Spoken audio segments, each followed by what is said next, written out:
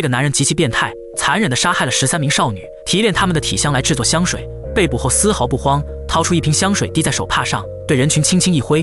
上一秒还对他喊打喊杀的人们，瞬间就沉迷在香水的气味当中。人们纷纷跪了下来，对着他顶礼膜拜，就连刽子手都放下了棍棒。这个男人的故事要从很久以前说起。1738年的巴黎，四处都散发着恶臭的气味。在最为严重的海鲜市场里，一位孕妇即将临盆，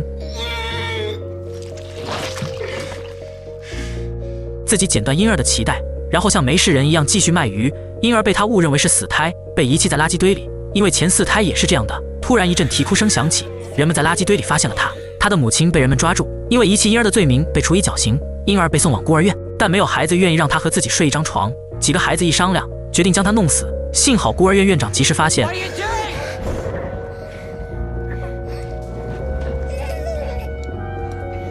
他并不是真的心疼婴儿，而是心疼钱。收养婴儿的补贴是这些孩子的2倍。小帅很快就表现出异于常人的天赋。5岁还不会说话的他，却能轻松辨别各种气味，甚至能嗅到几百米之外的味道。腐烂的树木、凋零的落叶、芬芳的青草香，全都在脑海中一一浮现。好景不长，在小帅13岁那年，孤儿院经营不善，将他卖到了江南皮革厂充当苦力。但就在院长拿钱走人的时候，途中却被人抢走钱财，一刀封喉。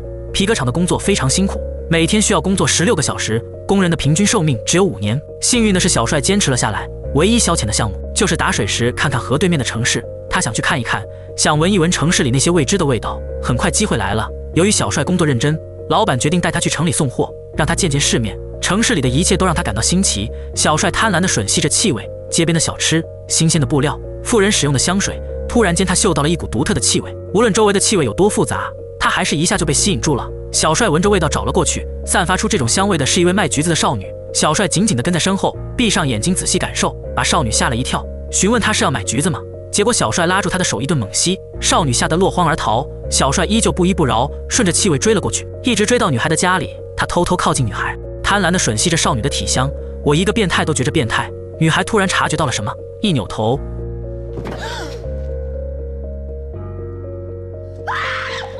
小帅死死地捂住她的嘴，躲避着路上的行人。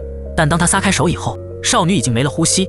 可他并没有慌张，反而动手解开少女的衣服，趴在少女身上，贪婪地吮吸着每一寸肌肤上的气味，这让他感到异常兴奋。可享受过后，小帅慌了，因为少女的体香正在逐渐消失。他竭尽全力想保留下这种味道，但始终是徒劳无功。从这一刻开始，小帅对未来的生活有了目标，他想学会如何将味道保存，再也不想失去这种味道。在一次送货的过程中，结识了落魄的香水师老白。以前的他无比风光，可自从另一位香水师的新款产品上市，老白的生意便极其惨淡。小帅展示了自己极强的嗅觉，在没有经过系统学习的情况下，调配出了一瓶香水。老白打开盖子，轻轻一闻，自己仿佛置身在花海之中，恍惚间还想起自己的初恋。老白花重金买下小帅，让他跟着自己学习。奇怪的是，皮革厂老板刚拿到钱不久，不小心失足落水，意外身亡。自从小帅来了以后，老白的香水店生意越来越好，他也没有藏私，教小帅如何用蒸馏法提炼精油。而小帅学习的目的只有一个，那就是如何保存少女的体香。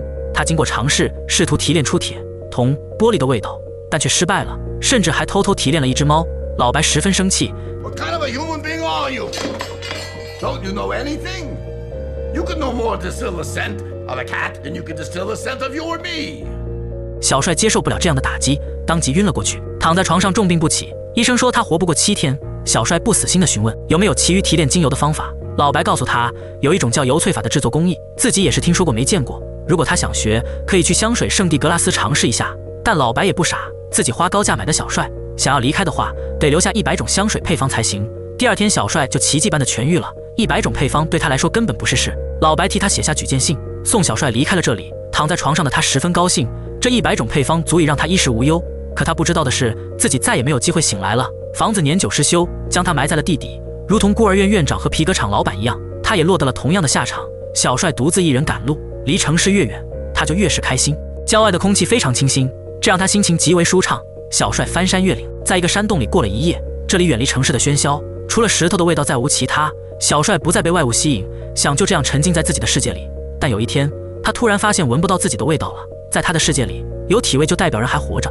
他害怕自己就这样消失了，要在世界上留下自己来过的痕迹。小帅想起了自己的初衷，他重新出发，赶往香水圣地格拉斯。途中，他遇到了红发少女翠花，那诱人的体香让他无比痴迷。小帅跟着气味不断前行，却被一扇铁门拦住了去路。翠花是一位富家千金，有着极为疼爱自己的父亲，把翠花保护得严严实实，自己根本不可能与她产生交集。小帅现在唯一想做的事，就是将他的体香提炼出来，永久地保存下去。为了生活，他在一家香水工厂里工作，学习到了神奇的油萃法，接下来就要实验这种方法能否将人的体香保存下来。在一个昏暗的夜晚，小帅抓了一个年轻姑娘，将她泡在玻璃容器里，试图萃取女孩的体香。可这种方法并没有奏效，提取出来的精油毫无香味。他并没有放弃，换了另外一种方法实验，找到了一位站街女，花高价请她帮自己做实验。他取出动物油膏，直接涂抹在女人的胳膊上，但女人从没做过这种生意，感觉小帅就是个变态，转身就要离开，将钱狠狠地扔到小帅脸上。小帅生气了，直接一锤送他归西。他用纱布将尸体包好，均匀地涂抹上油膏，剪掉女人的头发，泡在油膏桶里。1小时后，刮下油膏，用酒精稀释，倒进玻璃容器里，通过蒸馏法萃取精油，很快就得到了第一滴精油。小帅仔细地吸吮一番，没错，就是这个味儿。自己的方法大获成功，甚至连女人的狗狗都分不出来，这到底是不是主人的气味？从那以后，小帅变得一发不可收拾。他决定做出一瓶完美的香水，需要13瓶精油，分别作为香水的前调、中调、尾调以及最重要的特殊调。特殊调一定得是最优秀的。他心中早就有了人选，正是富家女翠花。她符合小帅的所有要求。这段时间里，小帅疯狂地收集少女，短短2个月时间，提取了12名少女的体香。期间，他还发现精油还有着奇妙的作用，能迷惑别人的心智，让人对自己产生好感。接连不断的少女失踪，让管理层意识到了事情的严重性，开始实施宵禁。城里人心惶惶，看谁都像是变态杀人犯。人们聚集在一起祈祷，希望能早日抓住这个恶魔。就在这时，官府传来一个好消息，那个恶魔被抓了，亲口承认了自己的罪行。可只有一个人不相信，那就是小美的父亲。供词里与很多事实不符，明显犯人是被屈打成招。其余的人并不这么想，高兴地开启了篝火晚会。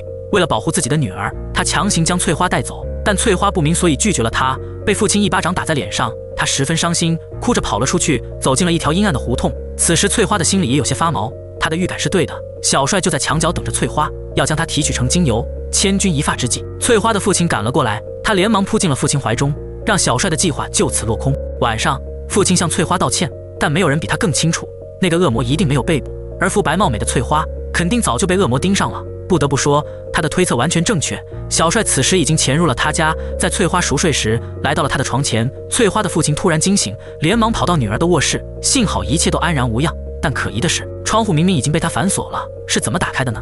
他吓坏了，决定带着女儿逃离这里，带上所有家当，离开了这座城市。为了误导凶手，让佣人们一路向北，自己则带着女儿往南逃走。但这一切都瞒不过小帅强大的嗅觉，径直向南方追去。在小帅走后，站街女的小狗来到他的房间，不断地刨着地。老板发现了异常，蹲下来查看，发现了一缕头发，他立马就报了官。人们终于反应过来，小帅就是那个杀害女孩的恶魔。另一边，翠花和父亲来到一家旅馆，包下了所有房间。翠花的窗外是一片悬崖峭壁，父亲则住在他隔壁房间。为了他的安全着想，临走前紧紧地锁死了房门。当晚，小帅也跟了过来，翻过5米高的围墙，在马厩里准备好纱布，均匀地涂抹上油膏，从老板的房间翻窗而入，没有发出一点声音。从他父亲的房间里拿走钥匙，打开房门走了进来，看着床上的少女，从包里拿出了那根铁棍。第二天清晨，当父亲推开门，当场愣在了原地。女儿浑身赤裸地趴在床上，头发也被剃得干干净净。终于，最后的精油提炼完成，将它倒进容器里。小帅做出了梦寐以求的香水。也就在此时，一群士兵将他包围。小帅终于被捕了。牢房里，他拿出那瓶调试好的香水，紧紧地握在手中。今天，他将被公开处刑。士兵粗鲁地将他拉走，按在地上拳打脚踢。小帅趁机打开香水瓶盖，由13位少女体香制作成的香水，效果比当初强了不止100倍。刑场上，围观的群众将这里堵得水泄不通，人们大声怒骂。但当一辆马车经过，广场上瞬间鸦雀无声。从马车上走下来的，赫然是应该被处刑的小帅。周围的人们跪倒在地，每个人的脸上都流露出陶醉的神情。他缓缓走上刑台，刽子手也放下武器，跪倒在地。小帅拿出手绢，滴上一滴香水，在空中轻轻一挥，所有人都是一副陶醉的表情。在香水的作用下，几万人赤身裸体在广场上发泄着爱欲，就连翠花的父亲也不例外，来到小帅身前跪倒在地，祈求着他的原谅。看着这一幕，小帅的脑海中却突然回想起最初的那个少女，自己从来都没有忘过她。可能他都没有注意到，不经意间的那一次对视，自己早已爱上了她。眼角滑落一滴眼泪，激情过后，人们纷纷醒来，小帅早已消失不见。人们选择性地忘记了这段羞耻的记忆，选出了一个替罪羊，也就是第4个收留小帅的老板，当成这一切的凶手，将其处决。消失的小帅兜兜转转，又回到了巴黎的海鲜市场。自己在这里出生，在这里遇到了那个少女，那就在这里结束自己的一生吧。他举起那瓶香水，缓缓地倒在头上。周围的人们仿佛看见了天使，他们蜂拥而上，将小帅分食干净。离开时，每个人的脸上都带着满足。电影就此结束。以我看来，小帅其实是一个纯真大男孩，他只是追求极致的气味罢了。从他出生起就没有感受到一丝关怀，母亲将他抛弃，孤儿院院长用他领取补贴，皮革厂老板把他当成苦力，老白贪图他的能力，没有一个人对他付出过真心。他从未感受过人间的温暖，只有那个少女向他伸出了手，第一次从橘子少女身上感受到了极致的香味，但却转瞬即逝。于是不停奔波，学习如何将味道保存下来，就是为了回味当初那个少女。可结果呢？他杀了那么多人，做出了想要的香水，可以让所有人臣服，却不能让那个少女复活。他依然感受不到世界的温暖，得不到自己想要的结果。试问那瓶香水又有什么用呢？用少女的体香酿造出最蛊惑的香水，只不过是为了留住爱人的气味，而其实它本身就是一瓶香水，馥郁绽放之后终会随风消散。